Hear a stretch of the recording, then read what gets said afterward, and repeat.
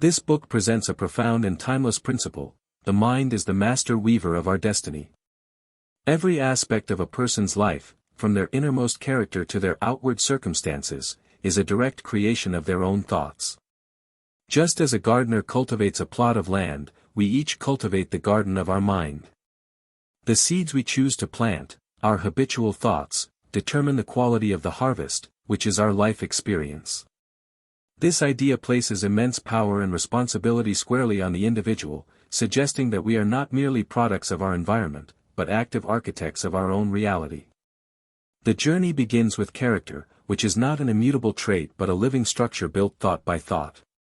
A person's actions are the blossoms of hidden seeds of thought, repeated actions form habits, and habits solidify into character.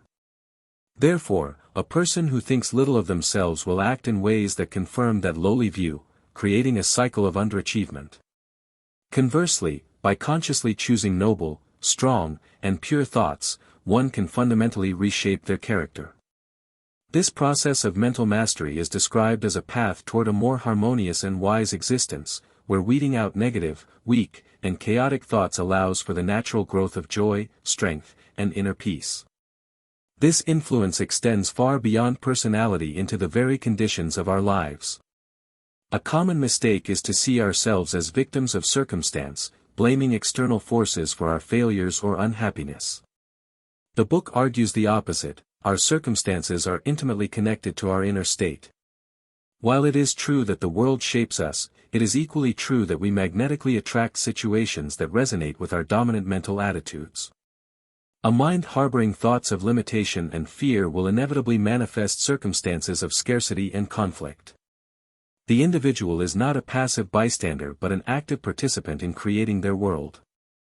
This is not to say that every event is a simple reflection of character. Good people face trials, and the corrupt may prosper temporarily, but that our predominant thoughts set the general tone and direction of our life's journey.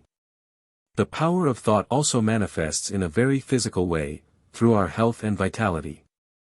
The body is obedient to the mind. Thoughts of anxiety, worry, and bitterness act as a poison in the system, disrupting sleep, straining the heart, and etching themselves onto the face. They accelerate aging and deplete energy. In contrast, thoughts of cheerfulness, hope, and goodwill promote physical well-being, creating a lightness of being and a youthful vigor. To improve one's physical state, one must first address the mental atmosphere from which it springs. Furthermore, achieving any significant goal, in career, art, or personal growth, is impossible without first fixing the thought upon that aim. Purposeful achievement is born from focused thought. Distracting, fearful, or doubtful thoughts must be identified and released, a practice that strengthens the mind's capacity for concentration and direction. Understanding this total responsibility can feel like a burden, but the book reframes it as the ultimate liberation. If we are the authors of our condition, then we also hold the pen to rewrite our story. Ceasing to see oneself as a victim is the first step toward ceasing to be victimized. The key to this freedom lies in holding fast to one's highest ideals and dreams. Dreamers are the pioneers of the world. Every great discovery and artistic achievement began as a thought in someone's mind. By nurturing big dreams and aligning our thoughts with them, we generate the impetus to turn vision into reality. The ultimate reward for this lifelong discipline of mind is serenity, a calm, poised, and powerful state of being that comes from knowing one is in conscious command of their own life. It is the quiet evidence of a mind that has been diligently and lovingly cultivated.